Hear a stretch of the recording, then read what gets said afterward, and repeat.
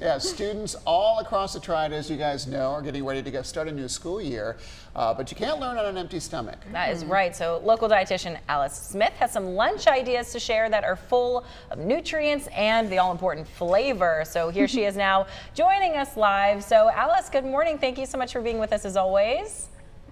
Good morning. So I want to know some tips for introducing new foods because we're getting some new ideas from you. Maybe there's going to be things that your kids haven't tried before. What are some tips here? Yes, so it can take lots of exposures, up to 20 exposures before a child enjoys, likes, or even tries a new food. And that goes for adults too. We get in a habit, in kind of a routine, even a rut of buying the same things at the grocery store. So really think about introducing these foods in different ways.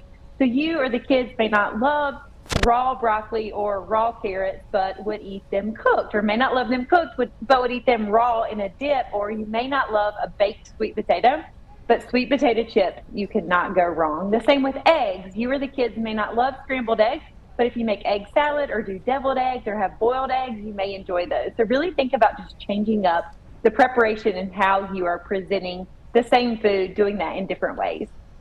You know, I have to admit, Alice, that I am picky about some of the food you just mentioned. But yes, chips or sweet potatoes in chip form would be a good idea Yes. for kids.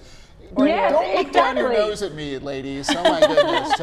So you've already thrown Picky a few eater. out there. Yeah, I'm not that picky of an eater, but throw a few ideas out there, Alice, about how parents can pack some lunches.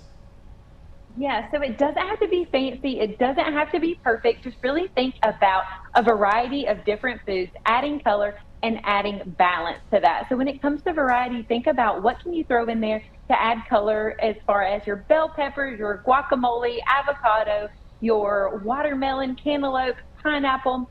How can you add color, and then how can you add variety? So not doing the same things every day, the same things at every meal. Like I said, the sweet potato chips. So sweet potatoes are brightly colored, beautiful, they're delicious. Throw those in there, and then just think about some things you can have left over from dinner, such as your baked chicken nuggets. So that is the go-to for me. Okay. Even meatballs. Can you make egg salad? So can you throw together some boiled eggs and do egg salad? Can you make a pasta salad? I like to do a lentil or a chickpea pasta salad to add in some more fiber and some more protein. And then what about a healthy Lunchable? So think about a Lunchable. Can we add pickles, turkey, nuts, cheese, veggies, hummus, and some fruit in there? So again, you can just throw together a lot of different food options to have a variety with color and balance.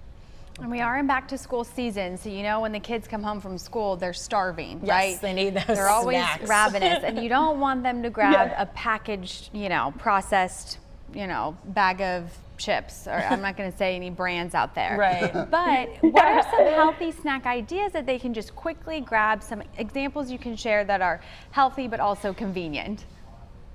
Yes, and snacks are important because they can be your lunch. So snack foods can double as your lunch food. Lunch food can be a snack food. So having these healthy options in your cabinet, pantry, fridge is super important, and balance when it comes to our lunches and our snacks. You want to have a healthy carbohydrate with some fiber in there to keep the kids full for longer. So that's your fruits and your veggies. A protein, so if that's your string cheese, your nuts, a beef stick, turkey, and then a healthy source of fat. So if that's avocado or guacamole, nuts or peanut butter, that's going to be the combination that makes the best lunch and snacks. So instead of just an apple, add some peanut butter or sunflower butter. Instead of just grapes, do string cheese with that, or a beef jerky.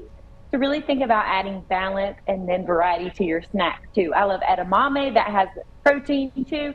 Keeping dried fruit on hand, so you may not have fresh fruit at all times. I know now it's in season and fresh and delicious, but if you want to keep banana chips or apple chips on hand, nuts, seeds, popcorn, those are great. Your boiled eggs, your deviled eggs, chicken salad, some of your lunch items, the meatballs in the fridge to grab as a snack too.